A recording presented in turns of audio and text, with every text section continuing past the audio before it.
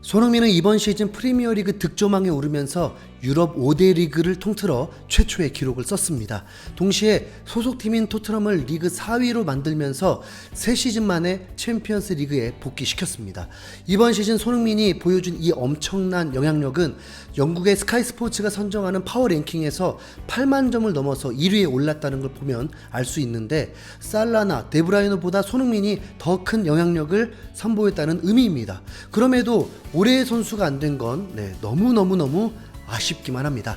거기다 시즌이 끝난 후 골닷컴이 발표한 발롱도르 파워 랭킹에서는 손흥민을 17위로 올려놓으면서 득점왕을 하고 팀도 4위에 올랐는데도 17위, 뭔가 아쉬운 듯합니다.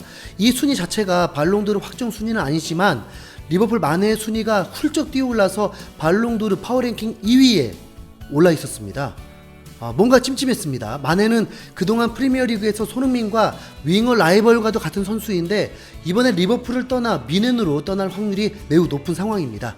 이번 시즌 28득점 10도움을 기록한 손흥민이 29득점 5도움을 기록한 마네의 활약에 비해 15단계의 격차까지 나야 할 차이인가 하는 강한 의심이 들게 됩니다.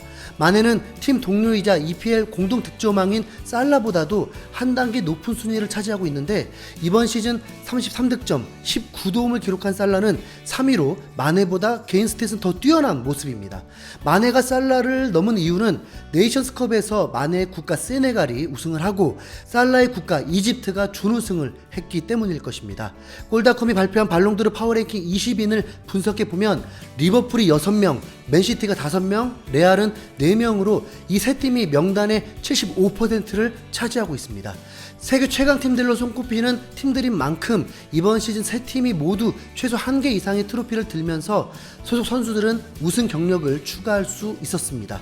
프리미어리그 4위가 최대 목표였던 토트넘은 손흥민의 랭킹에는 도움을 주지 못했습니다. 하지만 반대로 생각하면 그렇기 때문에 오히려 손흥민의 득점왕 수상이 더 고평가 받아야 하는 거 아닌가 의문이 남게 되는데요. 이미 우승권 전력을 가진 팀에서 뛰는 선수들보다 그렇지 못한 팀에서 두각을 나타내는 선수가 훨씬 어렵고 대단한 일을 해내는 거잖아요. 콘테 감독 부임 전까지 토트넘의 성적을 고려하면 손흥민에 대한 평가는 지금보다 더 높도록 반영된 평가가 나와야 하는 듯 보입니다. 페널티킥 득점 없이 살라와 공동 득점왕에 오른 손흥민의 업적은 과소평가되면 안 된다라고 한 골닷컴의 평가 내용이 무색한 순위입니다. 손흥민이 15위 안에 들지 못한 것을 떠나서 레반도프스키가 3위 안에 들지 못했다는 점도 평가의 신뢰성에 흠집을 내는 요소입니다. 이번 시즌 무려 56득점 11도움을 기록하면서 분데스리가에서 득점왕과 동시에 우승까지 하고 슈퍼컵에서도 우승한 뮌헨의 레반도프스키는 개인 성적과 팀 성적 모두 3위 안에 충분히 들만한 자격을 갖추고 있습니다. 유럽을 통틀어 최다골을 기록한 선수에게 주는 유러피안 골든 슈도 2년 연속 수상한 선수가 3위 안에도 들지 못할 정도인지 의문입니다.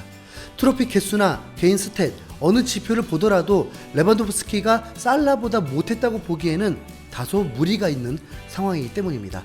정확한 잣대 없이 그때마다 달라지는 평가 기준은 시상식의 권위를 크게 떨어뜨릴 수밖에 없습니다. 다시 한번 말씀드리지만 발롱도르 파워랭킹이 최종 발롱도르 순위는 아니라는 거. 손흥민은 3년 전 아시아 최초로 발롱도르 20위에 오른 적이 있습니다.